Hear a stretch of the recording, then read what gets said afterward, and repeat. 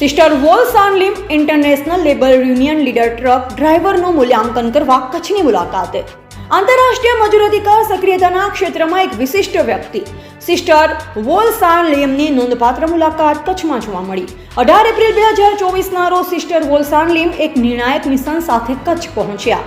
પ્રદેશમાં ટ્રક ડ્રાઈવરોની કાર્યકારી પરિસ્થિતિઓનું ઝીણવટપૂર્વક વિશ્લેષણ કરવા આ પ્રયાસ SKGMS દ્વારા આયોજિત કરવામાં આવ્યો, જે પ્રદેશમાં કામદારોના કલ્યાણ અને અધિકારોની હિમાયત કરવાની તેમની પ્રતિબદ્ધતાને દર્શાવે છે. ઇન્ટરનેશનલ લેબર યુનિયનમાં એક આદરણીય નેતા તરીકે સિસ્ટર વોલસાન લિમ વિશ્વભરના કામદારોના કલ્યાણ અને અધિકારોની હિમાયત કરવામાં તેમની સાથે અનુકૂળ અને કુશળતાનો ભંડાર લાવે છે. કચ્છમાં તેણીની હાજરી ટ્રક ડ્રાઈવરો દ્વારા સામનો કરવામાં આવતા પડકારનો સામનો કરવાના મહત્વ પર ભાર મૂકે છે, જેઓ પરિવહન ક્ષેત્રનો અભિન્ન ભાગ છે. તેણીની મુલાકાત દરમિયાન સિસ્ટર વોલસાન લિમે ટ્રક ડ્રાઈવરોના જીવન અને કાર્યકારી પરિસ્થિતિઓમાં આંતરદૃષ્ટિ મેળવવાના હેતુથી એક વ્યાપક ડેટા સંગ્રહની પહેલ શરૂ કરી.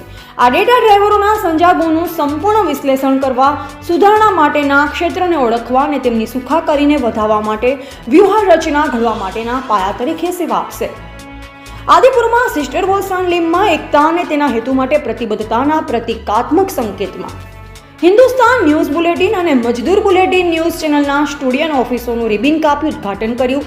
તેણે આશા વ્યક્ત કરી કે આ ચેનલો કચ્છના દરેક રહેવાસીનો અવાજ વિસ્તૃત કરશે, કચ્છની પ્રગતિ દર્શાવશે અને નબળાઓનો અવાજ પણ બનશે.